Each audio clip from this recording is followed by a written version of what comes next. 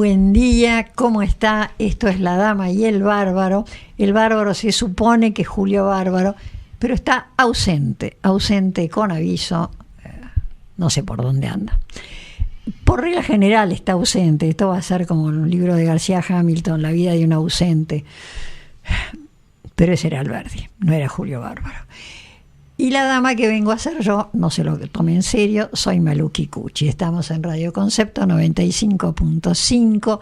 Este programa se repite el jueves de 22 a 23. Y a la tarde, cuando vaya a tomar el té, simplemente, eso se lo debemos a Daniel Villarroel, sin el cual no haríamos nada. Usted pone YouTube, La Dama y el Bárbaro, y va a ver el programa, que va a valer la pena porque la invitada esta vez es de lujo al cuadrado. Y no me diga que siempre le digo que mis invitados son de lujo, porque por regla general lo son, y usted lo sabe. Pero esta es muy especial y además es difícil conseguirla porque no consiguen los días, se va de viaje, está ocupadísima. Ya no, le saco la incógnita. María Sáenz Quesada. María, ¿cómo estás? ¿Cómo estás, Malú? Bien. Vos sabés que anoche decidí, tengo que buscar los libros que tengo de María, que son unos cuantos, porque recuerdo el de Mariquita Sánchez, recuerdo Las mujeres de Rosas, que me pareció fascinante, entre paréntesis, el de La Libertadora, el de Roque Sáenz Peña, el hombre que forjó la democracia, una cosa así, el de Carlos Pellegrini, personaje que yo adoro. Y la verdad dije, bueno, si me pongo a buscar no voy a encontrar. O sea, insisto, mi biblioteca es una especie de gran caos, ni siquiera nacional, casi diría galáctico. Entonces dije, vamos a recurrir a una especie de resumen achicado. María tiene, no sé, 16, 17 libros, muchísimos. No, individuales tengo 13 libros. 13. El que vos decís de Carlos Pellegrini es un libro con coautora, como se dice. Pero después, libros propios míos son 13. 13. Y después tenés el de Los estancieros. Ese fue uno de mis primeros libros, Los estancieros, que luego ha sido reeditado con el subtítulo De la colonia hasta nuestros días. Sí. También tengo El Estado rebelde, sobre Buenos Aires entre 1850 y 1860. Cuando la Confederación. Hasta la Confederación. Para el Bicentenario escribí también Las cuentas pendientes. Sí, también lo leí. Del Bicentenario. Por indicación de Emilio Perina, director del Archivo Nacional, que te ama, entre paréntesis. Sí, yo también. Creo que es una especie de herencia del padre y de toda esa historia. Lo que pasa es que con Emilio Perina hemos trabajado tiempo en toda esa historia, y luego siempre él se ha sido muy generoso con su programa. Actualmente es el de Hablamos de Historia, sí. Y desde luego ahora como director del archivo está muy importante, así que hay que ser amable con el director del archivo. No, pero además es el trabajo, es como un traje hecho a medida para Emilio, sí, ¿no? Está encantado. El rejuntador de diarios que en las radios a mí me ponía loca, cortaba todos los diarios. Entonces venía el director de la radio, cuando terminábamos el programa, y decía, por favor dejen los diarios enteros, que hay otros programas que necesitan los diarios. Y Emilio ponía cara de piedra y miraba así la lejanía, como yo que tengo que ver, estaban todos los diarios metidos. O sea, ha coleccionado diarios hasta el día del juicio. O sea, es el perfecto hombre para el Archivo Nacional. Bueno, pero yo no terminé de hablar de el libro que para mí en alguna medida resume todos los libros de María, que es una extraordinaria, la argentina historia del país y de su gente, que era sudamericana, ¿no? Parece que hay una edición mucho más nueva, esta es del 2001. Sí, actualizada, con una tapa en celeste, muy bonita, más moderna. Aunque esta también me gusta. No sé, a mí me gustó el libro. Vamos a aclarar, María es muy radical para aclarar la visión, pero como los hechos son los hechos y los historiadores, y ella lo es, respetan los hechos, están los hechos. O sea, no hay hechos No, aclaremos esto. Yo soy desvirtuados. Sí, tengo filiación radical, pero en general no escribo sobre los radicales, como nada. tampoco escribo sobre mi familia. Es decir, creo que hay ciertos puntos que hay que mantener distancia, entonces elijo otro tipo de temas y de personajes. No, es el concepto de un cirujano no opera a su familia. Claro. Pero realmente este libro y el de García Belsunce y Floria sobre Argentina, creo que es donde yo voy a buscar datos. Cuando tengo que buscar algo, te busco a vos, que tengo bastante marcada. Claro, lo de García Belsunce y Carlos Floria es un libro donde está mucho lo institucional, sí, porque es la especialidad de gente que eran abogados, politólogos y expertos en historia del derecho. Sí. En mi caso pongo mucho más de vida cotidiana, de contexto social, que es lo que más me gusta. Es mucho más ameno el tuyo que el de García Belsunce y Floria. Y las instituciones no son amenas, pero son muy útiles. No, en la Argentina son desconocidas, te voy a decir. Desgraciadamente nos hacen falta instituciones. Es decir, las tenemos, nos hace falta usarlas, porque están, pero de adorno, digamos, a veces ni siquiera de adorno.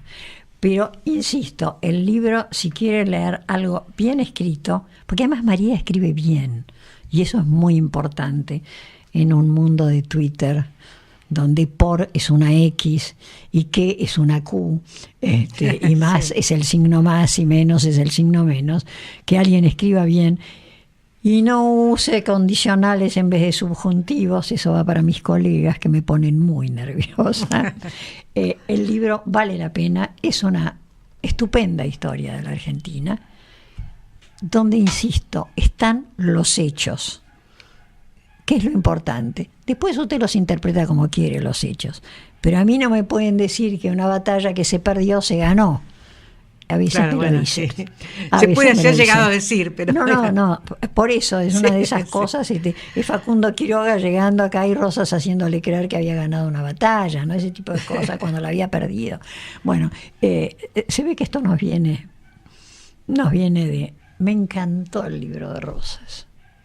Las mujeres de Rosas. Es un libro para mí el más fácil que tuve para escribir, porque yo había trabajado el tema, entonces lo hice en muy pocos meses.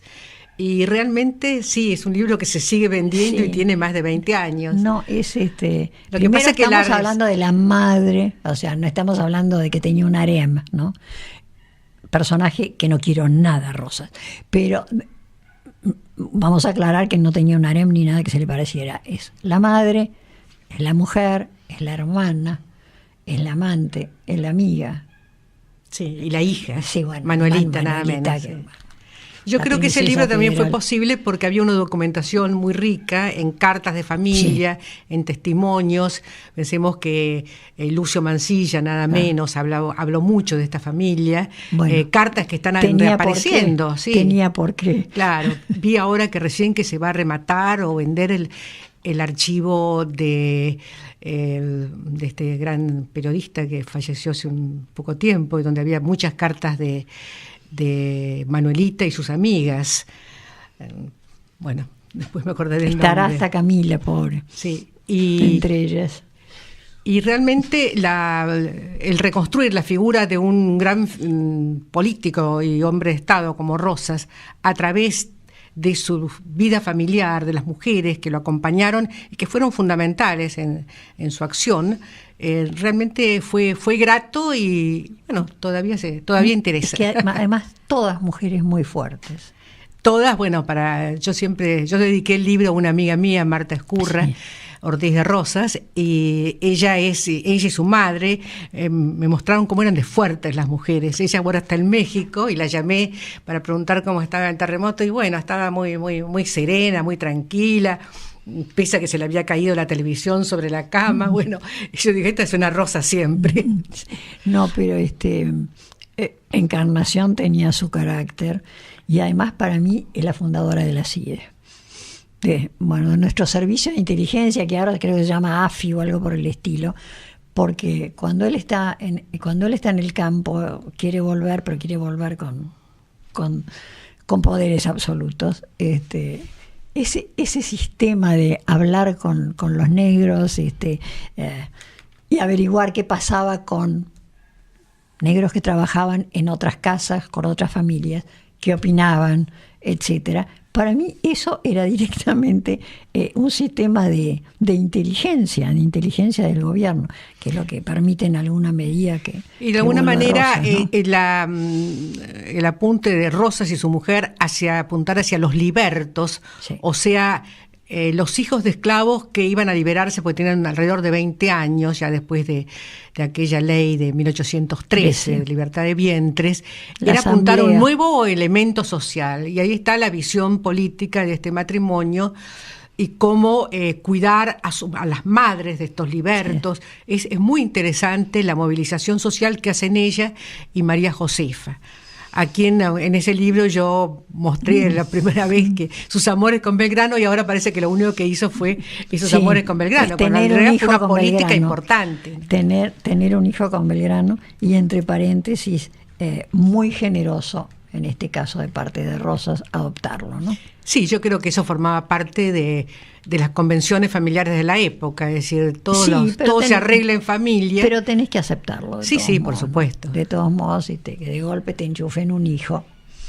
Bueno, le salió muy bien. Le salió muy bien. Pedro Rosas y Belgrano, ¿no? Al final, creo que a los 20 años por ahí le dijo que el padre biológico había sido Belgrano. Explícame esto, vos que sabés de historia. Belgrano para mí es el verdadero padre de la patria, es un tipo con una visión de estadista fenomenal desde el secretariado en el consulado. El tipo tiene una visión realmente, piensa en agricultura, en educación de mujeres, cosas absolutamente impensables, ni siquiera habíamos llegado al 1800. Buen tipo, creo que lo era, muy católico. ¿Por qué no se casa con Dolores Helguera? Explícame, no entiendo. Porque con María Josefa ella estaba casada, imposible. Es que aparentemente también Dolores Helguera se había casado. Es decir, había habido un romance en el primer momento de cuando él llega a Tucumán, luego él se va, sí, él se va y al ella norte. se casa. Se casa creo que ese es el tema. Las dos que... mujeres con las cuales tuvo hijos, que son Encarnación Ezcurra y Dolores Helguera, ambas estaban casadas. Y los pecados de Belgrano en su vida, bueno, forman parte de que la humano. Gente no es perfecta. Era humano, el tema de Belgrano es su patriotismo. Y luego también, en este caso, él reconoce a su hija, sí, Manuela. Mónica, cuida mucho en su testamento de que sea su familia, los Belgrano, quienes se ocupen de ella. Su hermano Domingo y la hermana. Y finalmente la hermana, es decir, que queda educada dentro de la familia y hasta se casa con un pariente, de manera que los Belgrano hoy descienden de Manuel Belgrano por la línea legítima y por la otra, por una línea legítima, o sea que es un padre que no se desentiende de la hija, la cual veía mucho cuando estaba en Tucumán. No, porque yo creí que él se había enterado después que había nacido la hija. ¿Ves que hay que aclarar? No, hay cosas. Una relación, y en su momento que está ya muy enfermo en Tucumán, en la última etapa, él pide ver a la niña. Es decir, hay una constante preocupación por Manuela Mónica. Del corazón de Jesús. Del corazón de Jesús. Y eso es una cosa muy, muy simpática. Se conoce bien en Tucumán el tema. No, eso porque todas estas cosas se conocían a nivel familiar. Yo me acuerdo cuando escribí en Mujeres de Rosas, muy intimidada porque me faltaba documentación, pero sobre el tema de Encarnación y Belgrano, al poco tiempo un descendiente de los Ezcurra me dijo, no, a mí mi abuela me dijo, tienes que saber este secreto. Y le contó el secreto de familia, bueno, que era esta relación. Vamos a aclarar para dejar un poco mejor a María Josefa, que estaba casada con un primo, también Ezcurra, español él, aparentemente ella siempre estuvo deslumbrada por Belgrano, la casaron, en esa época la gente se la casaba. Y el señor cuando vino, no sé, 1810 o por ahí, dijo, esto no va, me vuelvo a España, y ella se quedó acá, o sea que estaba totalmente separada en esa época. Igual, ¿no? digamos que en este momento que estuviera o no separada, hoy ya no es algo que quede mal, sino al contrario, yo creo que le ha dado un impulso tremendo a la figura de María Josefa, esta historia, que en forma muy pícara, José Mármol, en Amalia, lo insinúa, porque si leemos esa fantástica novela de la época de Rosas, vemos que aparece un Eduardo Belgrano en relación a María Josefa, y que es como una broma pesada. En aquella época todo el mundo sabía la historia, 1845. Bueno, había muy poca Hacía gente. 20 años que había ocurrido. Había poca gente que leía y escribía, y esa gente lo sabía. Claro, es el grupo social al cual iba a circular esa historia, lo sabía. Sí. Pobre Eduardo Belgrano. No lloraba con Amalia. Lectura de colegio. Sí, exactamente. Lectura de colegio, Dios mío. ¿Cuántos años? No sé si sería capaz de leer a Mármol hoy. Claro, yo lo leo porque me interesa como fuente. Claro. Y es muy interesante no solamente la parte del política, donde hay mucha pasión, obviamente, exageraciones, estaba tan etcétera, enamorado de Agustina, pobre sino hombre. la parte de la ayuda. Yo me acuerdo de haberlo visto cuando estaba trabajando sobre historia de Buenos Aires, y la descripción que hace a veces de alguien que a caballo mira a la ciudad desde la calle larga de Barracas.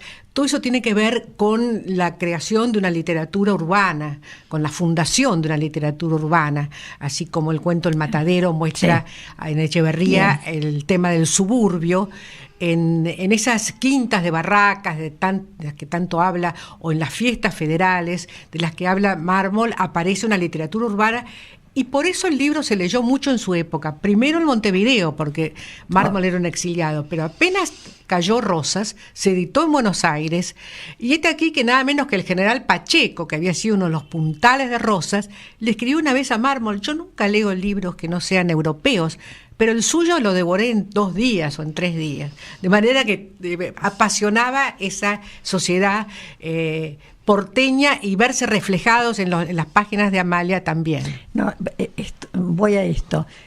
Los escritores decimonónicos, por regla general, a mí me resultan pesadísimos. Sí, claro. Más allá de que uno agarre a Mitre para ver una biografía, ¿no? Pero el único que no me resulta pesado es Sarmiento. Bueno, pues Sarmiento es un genio, un talento literario sin igual. Es un talento para cualquier cosa. Un extraordinario, loco, visionario. Cosa muy rara, porque yo siempre divido a las personas en los pensadores y los hacedores. Sarmiento era las dos cosas, porque Alberdi era un pensador, incapaz de hacer nada.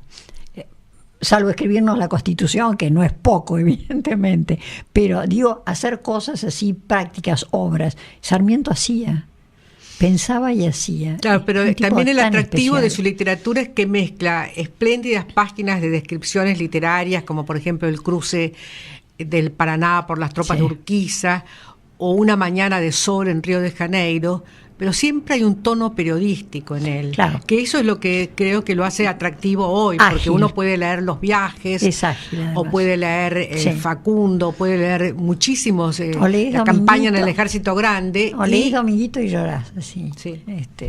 De manera que... Recuerdos de provincia. Recuerdos de provincia, donde sacás datos para tener esa primera frase dedicada al padre, muy especial realmente. Y pues todas las cosas.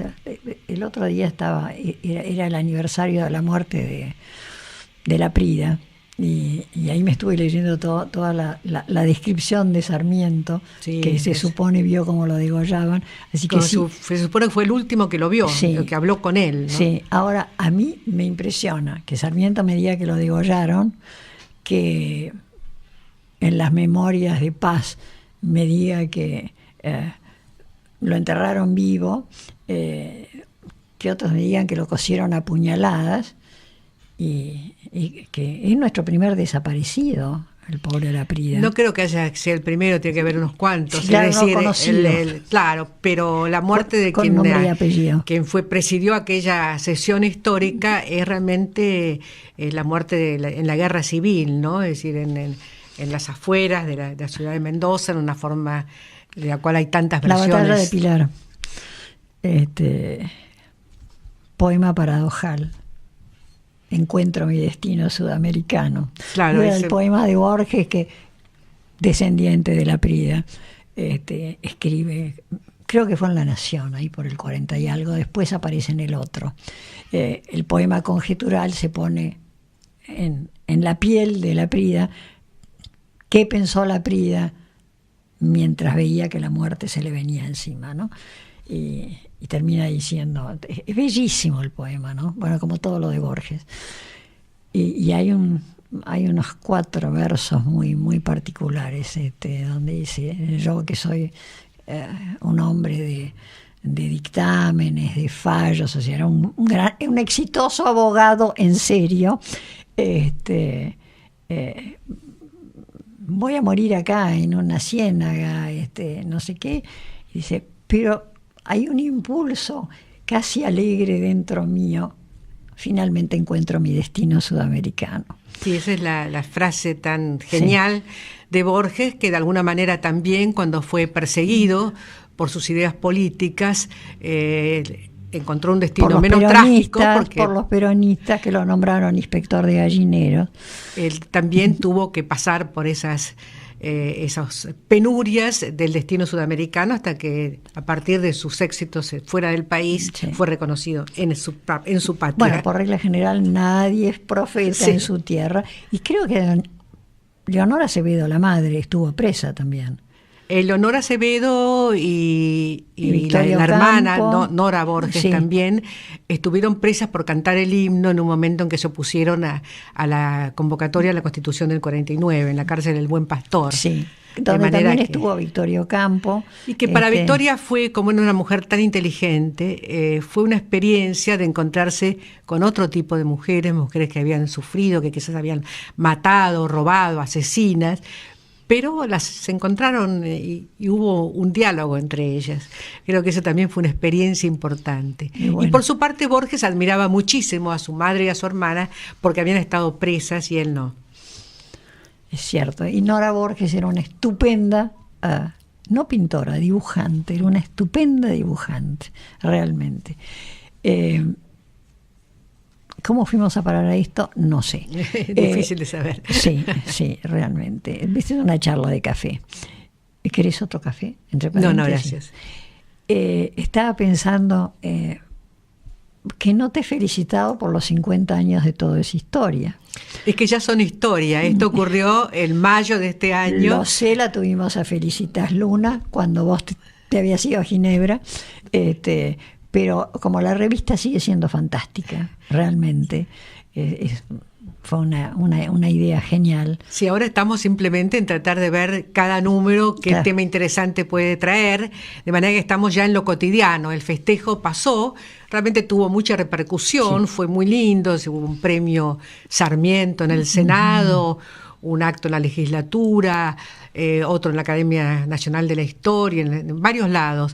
De modo que la celebración fue importante, pero realmente ahora cada mes, vamos a ver lo que es sacar algo periódicamente, es un rompedero de cabeza para ver cómo salimos adelante. Pero bueno, si lo tomás desde el punto de vista histórico es más difícil. Pero yo siempre sostengo que la Argentina es el país ideal para hacer periodismo, porque te generan noticias permanentemente. Mira, ¿cómo se hace periodismo en Suiza? Sí, bueno, yo leo, no me acuerdo cómo se llama, la Gaceta de Ginebra, y realmente las noticias son muy poco conmovedoras. Lo leo porque soy adicta a los diarios. No, pero... sí, te dicen, no sé, la vaca de Frau Schmidt fue y se comió el pasto del campito de al lado, o vamos a rastrillar la nieve para que quede linda en la montaña y puedan venir a esquiar. Claro, porque inclusive ellos no ponen las noticias tremendas de fuera de Suiza, sino muy acotadas. Todo acotado. Todo acotado, sí, de manera que... Sí, un país donde hasta los presidentes rotativos hacen el servicio militar, por ejemplo, ¿no? Todos tienen grados militares, mujeres, hombres, no importa. Y donde hay una fuerte inmigración, sobre todo en la zona de Ginebra, uno ve que hay casi un tercio de la población que es extranjera, hay muchos africanos, asiáticos, pero donde todos cumplen las reglas, es bastante riguroso. Porque es el sistema. Sí, es el sistema. Que he llegado a la conclusión de que es el sistema estúpido.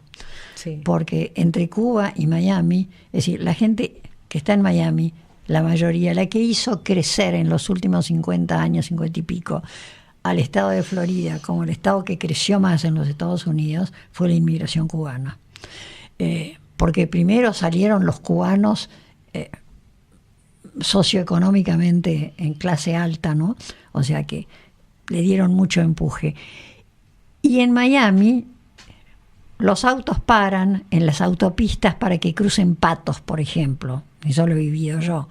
No hay papeles en la calle, todo está impecable.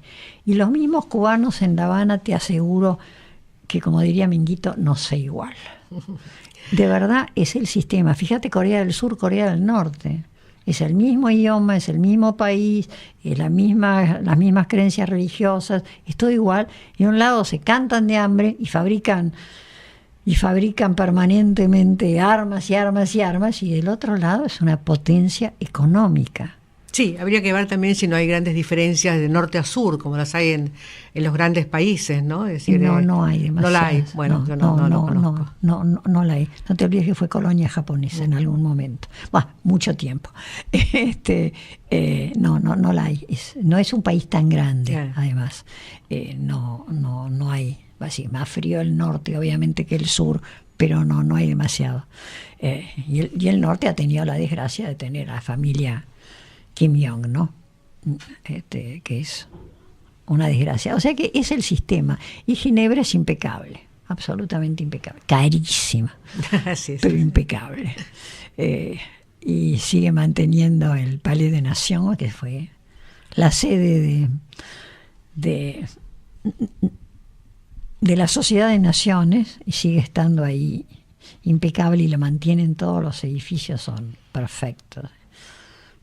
Y el Yedo, y el hotel donde está, en la entrada, que alguna vez me alojé ahí, el guante ensangrentado de la pobre, de la pobre Sisi de Baviera. Sí. Que tenemos que cortar. No me digas. Volvemos en un minuto. Usted sabe que el corte es chiquito.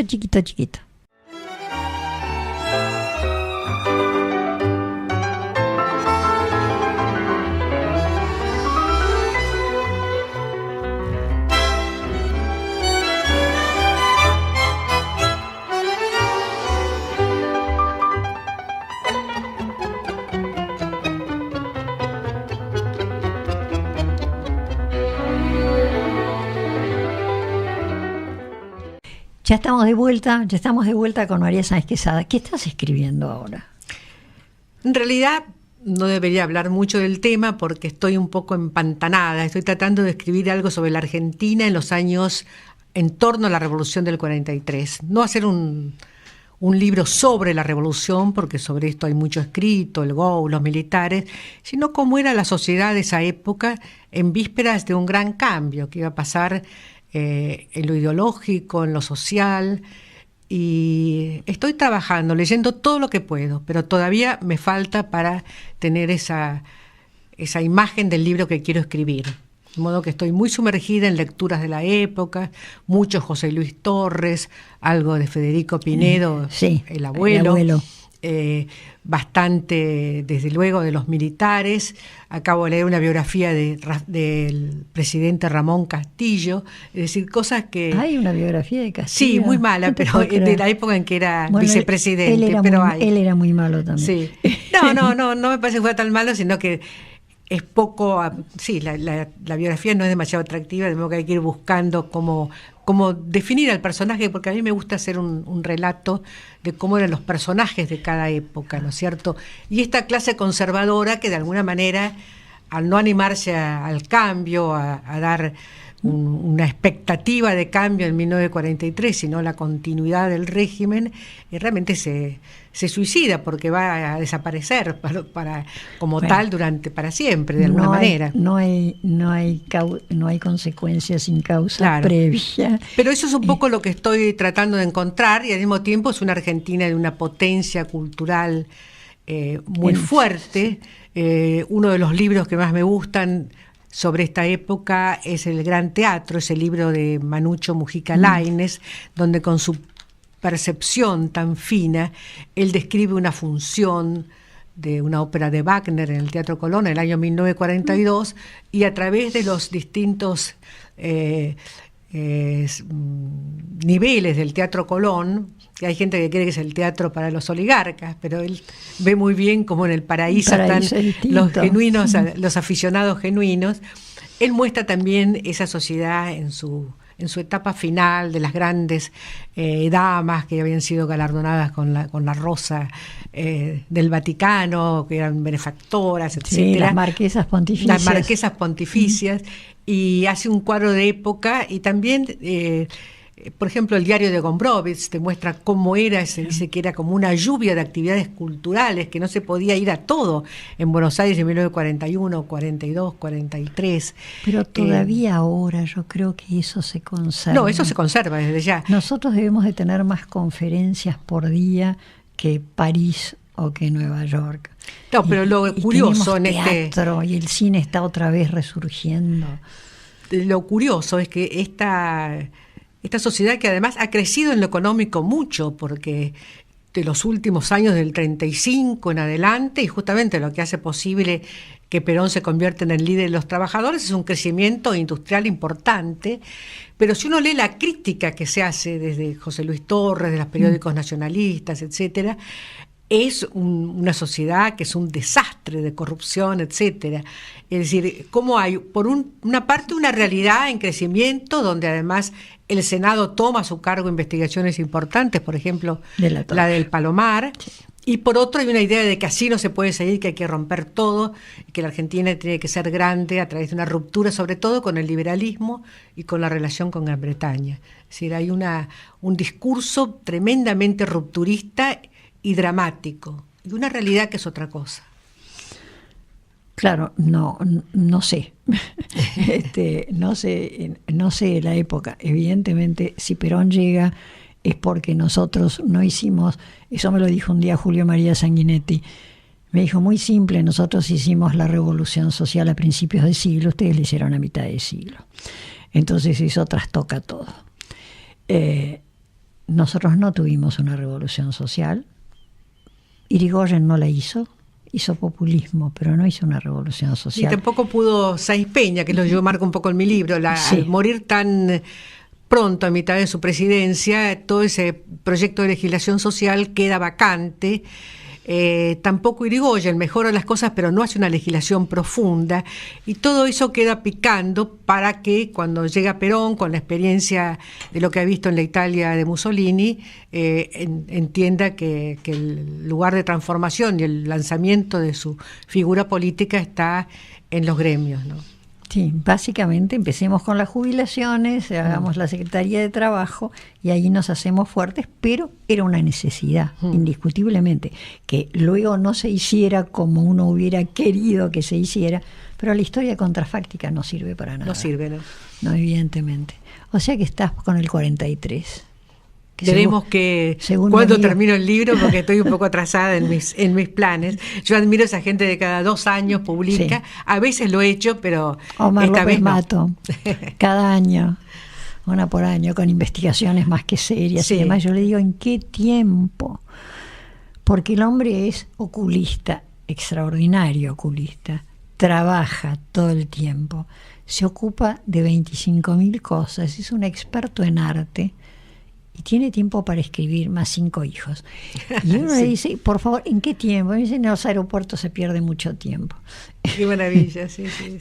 Sí, ¿cómo hace, no? A uno no le alcanza el tiempo para hacer 2 columnas por día, imagínate. Pero vos sabés que Sebrelli sostiene que la ruptura en la Argentina es la del 4 de junio del 43. No la del 6 de septiembre, el 30, sino la del 43. Yo comparto, porque el 30 fue una mirada hacia atrás. Es decir, lo que quería un Uriburu y luego Justo era volver a antes de la ley Sáenz Peña. Volver al gobierno conservador, cada vez menos liberal, pero de los a los aristos. viejos situaciones provinciales, con las pequeñas élites, etcétera, provinciales.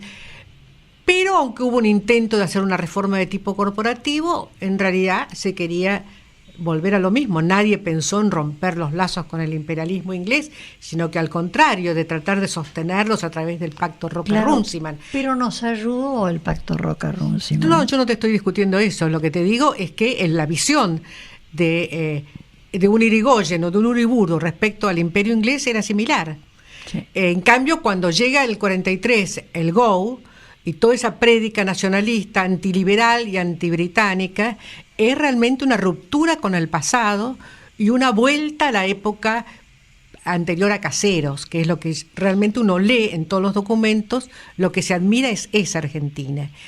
Y luego ayer justamente estaba, pues yo leo los diarios de la época. O sea que vos me hallas una continuidad entre Rosas y Perón y me lo salteas a Irigoyen. No, son diferentes, no, obviamente, pero que desde ya que en la visión diferente. histórica del primer peronismo, y que eso sigue, porque pensemos que hasta el gobierno de Cristina Fernández de Kirchner puso como fecha feriado nacional el 20 de noviembre, el combate de la Vuelta Obligado. ¿Podés explicarle a la gente que la perdimos? No, eso después, déjame terminar este tema. Esa idea está en el imaginario. ¿Quiénes son las figuras del pasado? Si uno lee los documentos del GO, San Martín y Rosas, y nadie más. Güemes por ahí, pero nada más. De manera que creo que la gran ruptura está ahí. Y lo que te quería comentar es que estoy leyendo los diarios de la época, y ayer justamente leía en marzo del 43 los discursos de Churchill, donde él promete cómo va a ser el mundo, o dice cómo va a ser el mundo del futuro, con las Naciones Unidas, y que va a hacer reformas sociales, y se compromete diciendo que después de los sacrificios de la guerra va a haber una mejora de la sociedad, como efectivamente vendría, pero no de su mano, sino de la mano de los laboristas. Y al mismo tiempo, en la página de enfrente, el discurso del señor Hitler, donde habla de lo que es el mundo que ellos están defendiendo a Europa, de los judíos, un discurso profundamente, culpando a los judíos de todo lo que ocurre, y de los soviéticos, sus antiguos aliados. Y en medio de todo, ¿cómo se planta la Argentina? Y uno lee lo que describe Federico Pinedo, sus discursos son: tenemos que preservar nuestra relación con los británicos y los norteamericanos porque ahí está el futuro. Mientras que para los nacionalistas y el GO, la Argentina debía aprovechar la decadencia del imperio inglés para separarse y ser grande. No se sabe mucho cómo, porque nadie puede ser aisladamente grande, pero ellos pensaban que sí. Y además profundamente simpatizantes del nazismo.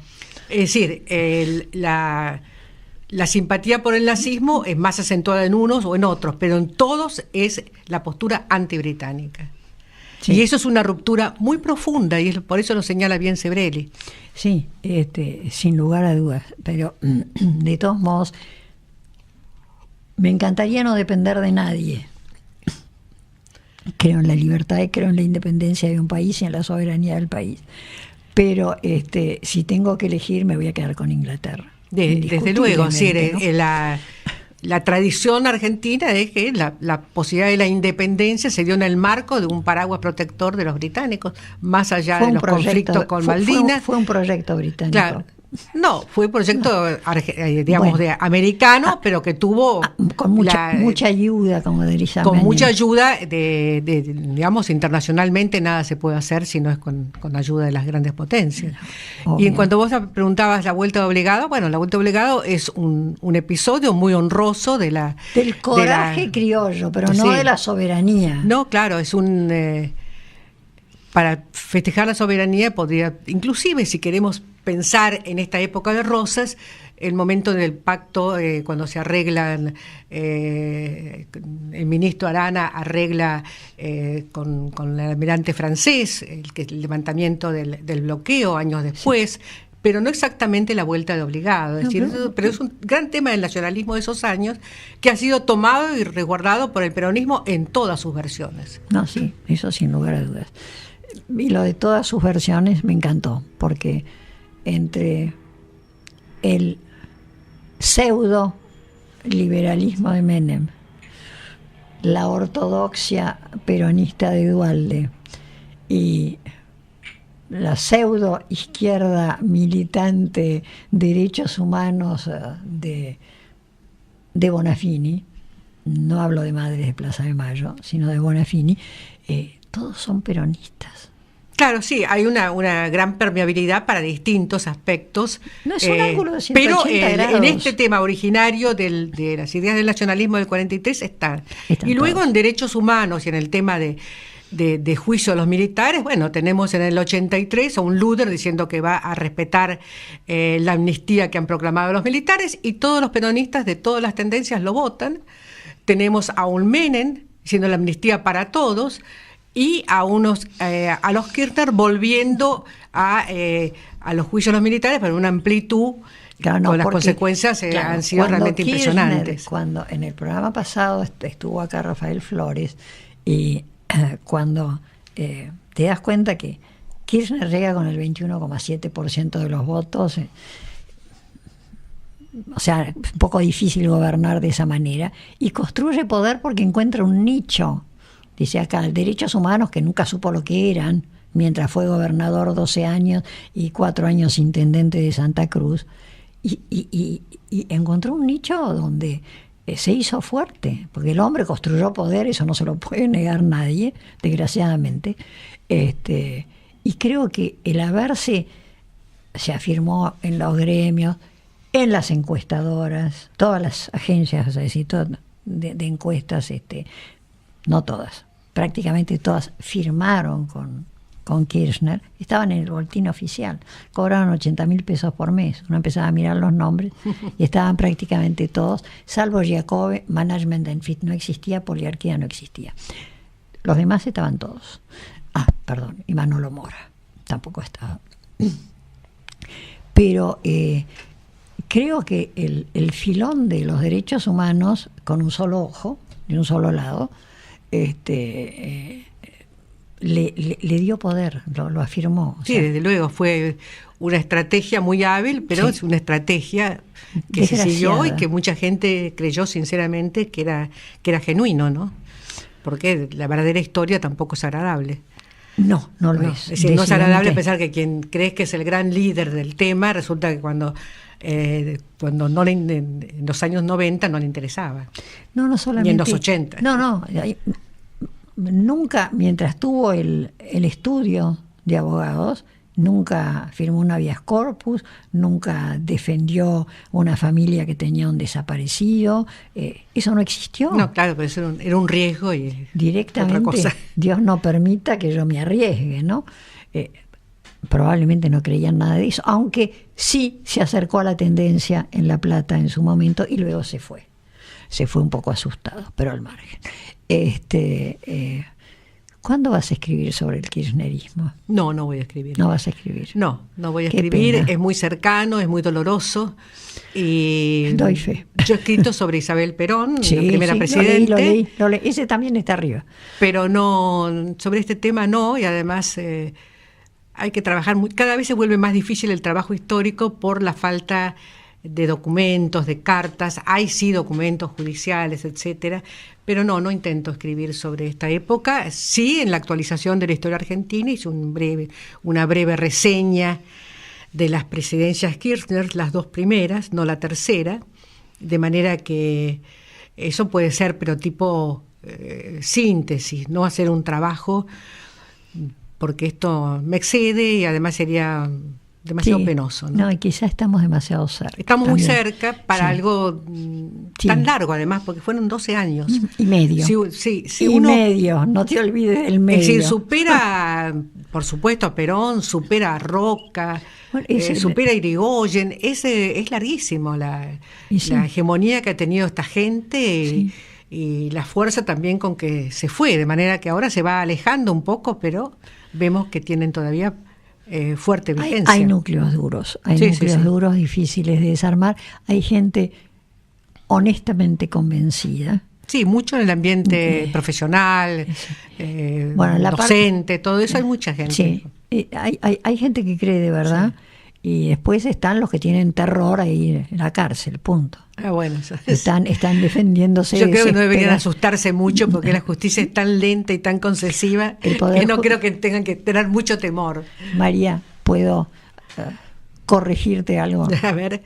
No hay justicia, hay poder judicial. Bueno. Le falta justicia al poder judicial. Sí, sí. Una vez que nuestro poder judicial tenga justicia, a lo mejor hacemos un país en serio, porque el poder judicial es la balanza entre los otros dos poderes, ¿no? Y nos falla. La justicia federal es trágica en la Argentina.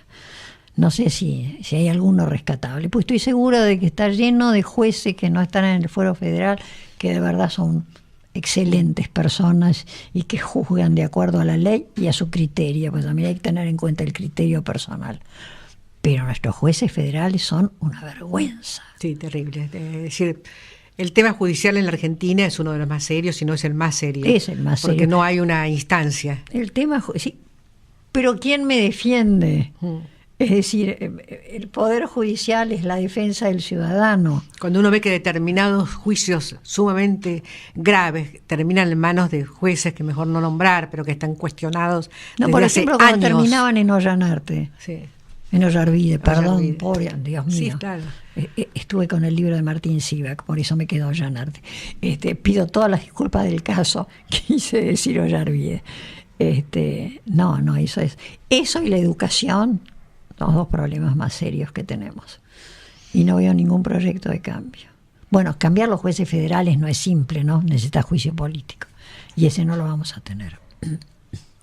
Demasiado complicado conseguir los 2/3 de diputados y después los 2/3 del Bueno, esas Senado. son también las consecuencias de esos 12 años y muchos otros en los cuales se manejó los nombramientos de jueces de una manera muy arbitraria y entonces, bueno, las consecuencias están a la vista, ¿no? Sí, los exámenes amañados, impresionante.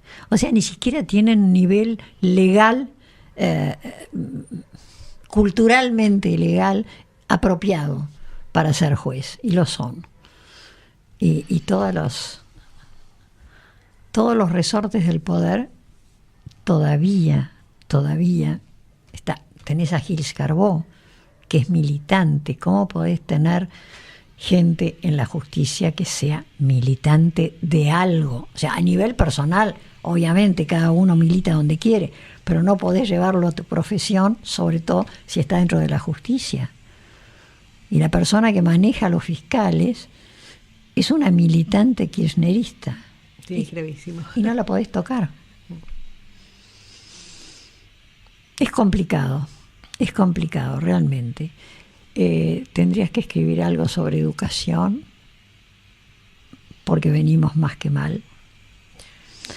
Yo creo que el tema de la educación en estos últimos días muestra hasta qué punto el inmovilismo es lo que nos caracteriza. Sí.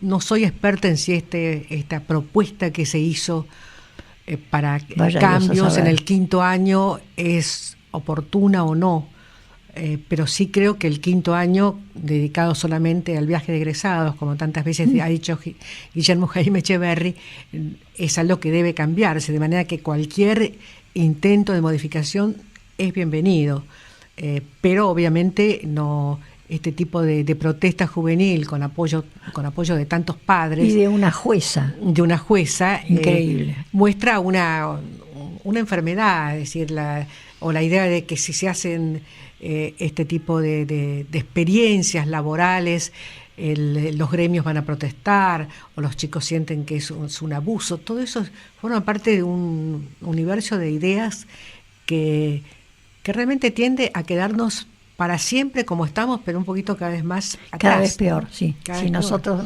porque el mundo sigue caminando, sí.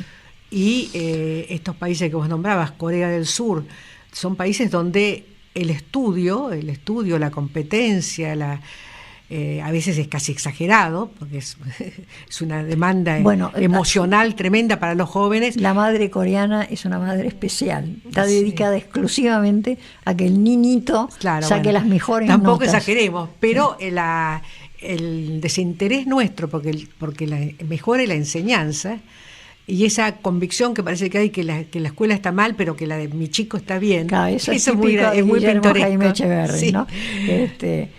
Pero la diferencia entre la pública y la privada, que tampoco es buena la privada, te aclaro, pero la diferencia es...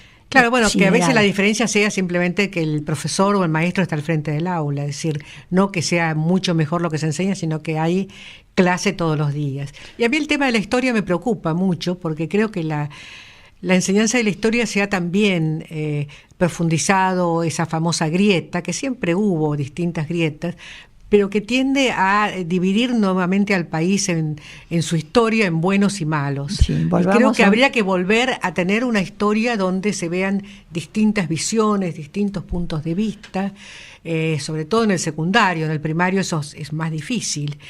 Y me parece que hasta que esto no se recupere una visión más amplia, menos mezquina del pasado, no decir yo me planto desde acá, yo soy perfecto porque pienso así, porque ya sé todo lo que pasó, sino tratar de plantarnos en cada época en su momento, que es algo que yo siempre trato en mis libros, sí, de ubicarme, es decir, no convertirme en juez, sino en ver cómo se planteaban las opciones. Por eso que te contaba, el discurso de Churchill, el de Hitler, que era lo que recibía la gente que leía un diario en aquellos años. Entonces podía tomar partido en un sentido o en otro, ¿no? Claro, los militares desgraciadamente tomaron en uno. Por regla general, nosotros en las dos guerras mundiales tenemos esa neutralidad. No es que esté en contra de la neutralidad, sino que fue una neutralidad. Tenés neutros que simpatizan de este lado y neutros simpatizantes de este lado. Nosotros siempre simpatizamos del mal lado. No, en la Primera Guerra no, de ninguna manera. La opinión era simpatizaba mucho más con la Triple Alianza que con Alemania. Muy pocos intelectuales de aquellos años, hay encuestas muy interesantes de opinión, eran partidarios de Alemania, ¿no? Eso era una minoría.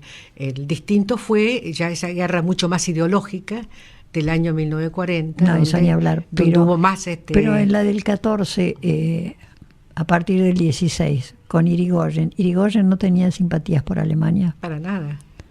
Irigoyen estaba dentro del esquema de buena relación con los británicos, no había simpatías por Alemania de ninguna manera en Irigoyen. Lo que había sí era una convicción de que la neutralidad era un valor en sí mismo y de que había que dar a naciones vencedoras y vencidas un trato igualitario, y realmente no veo que hubiera en Irigoyen un pensamiento progermánico.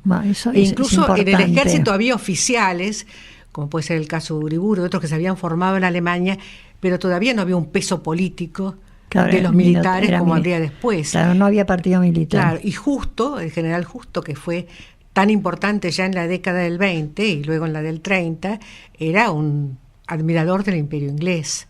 No, Justo seguro.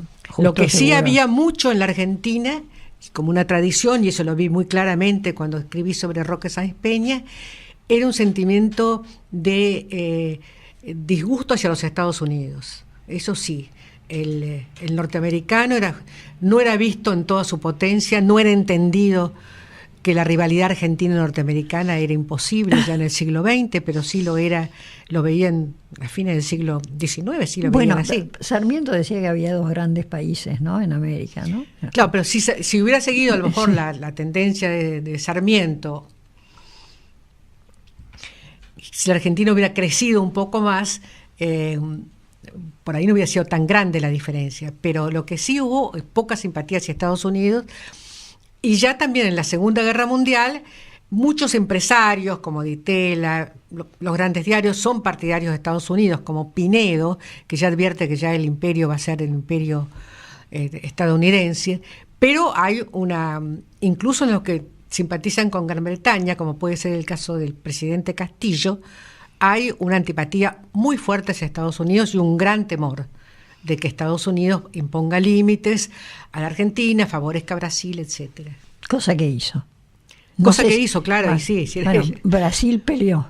Brasil estuvo de Brasil peleó en el 14 y en el 39, es más, mandaron sus aviadores y todo eso, aunque fueran 4, no importa. No importa. Pero Brasil siempre se jugó. Tuvo sus muertos en la guerra también. Se jugó por los Estados Unidos y es lógico que tengan, bueno, además es 4 veces el tamaño, 4 veces la población, todo 4 veces. Y están tanto más adelantados que nosotros económicamente, industrialmente, en todo sentido. No sé si culturalmente, pero yo viví hace mucho tiempo en Brasil, así que no te puedo decir. Entonces nosotros éramos todavía el país sudamericano. Ahora es Brasil, obviamente. Yo creo que esa creencia de ser el gran país de por sí nos ha hecho mucho daño. Pésimo. Porque sí, en 1950 la proporción, la diferencia entre el Producto Bruto Argentino, la diferencia en el alfabetismo, por ejemplo, la alfabetización de la sociedad argentina comparada con la brasileña, era sideral la diferencia en favor de la Argentina. Y hoy Brasil no solamente adelantado en estos temas, sino también en la calidad de sus universidades, en la calidad de sus... Igual tiene más analfabetismo que nosotros, pero de todos modos son el mayor exportador de carne del mundo. Claro, nosotros somos el número 11. Uruguay y Paraguay exporta más carne que la Argentina, ¿no? Una cosa absolutamente inverosímil. En el año 50 creo que teníamos como 35 millones de ganado vacuno, y Brasil estaba en 18. Nosotros seguimos con 35, porque perdimos mucho con las genialidades de Guillermo Moreno. Eso fue dicho irónicamente. Y perderemos más con las inundaciones constantes sí, bueno, ahora que estamos sufriendo en situaciones donde no hay obras públicas para tratar de paliar los fenómenos de la naturaleza. No, es que, bueno, y que además se ha preservado más a los pueblos y se ha abandonado más el campo en infraestructura. Entonces, si no empezamos a hacer acueducto, simplemente, hoy me volver a Florentino Meguino, ayornarlo, no es tan complicado, pero el proyecto que tiene en 1884 sobre el Salado es impecable. Sí. Es absolutamente impecable. Además, ya tenía un concepto ecológico cuando decía que el agua de lluvia es agua buena, o sea que hay que guardarla en reservorios y las márgenes con muchos árboles, porque eso retiene la tierra. O sea, era perfecto hacer los grandes reservorios cuando vienen las épocas de sequía, abrir los reservorios de agua, porque no se puede permitir que el agua buena termine en el mar. El agua buena se necesita para sembradíos. Era un plan fantástico, por supuesto. Gran figura Meguino, lo recordamos nada más que por sus errores en cuanto al origen del hombre americano, pero era un gran experto en lo suyo, en la paleontología, pero también en este tema del tratamiento de los suelos. No, porque además los estudió. Nos están echando. ¿Por qué se hacen tan cortos los programas? Yo creo que me estás estafando minutos, Daniel, seguramente. María, vas a tener que volver. Muchísimas gracias por haber estado. Gracias por la invitación. Por favor, señora, le cuento que el programa se repite el jueves de 22 a 23. Ya sabe que el lujo al cuadrado ha sido María Sáenz Quesada. Si quiere comunicarse con el ausente Julio Bárbaro, conceptojulio@gmail.com, conmigo conceptomalú@gmail.com. Y esta tarde, a eso de las 5 de la tarde, más o menos a la hora del té, si tiene ganas, y espero que tenga, prende la computadora, pone YouTube, La Dama y el Bárbaro, y la ve a María Sáenz Quesada. Le damos las gracias a Daniel, y yo le digo que pase una fantástica tarde de sábado, un gran domingo, y nos vemos la semana que viene. Chao.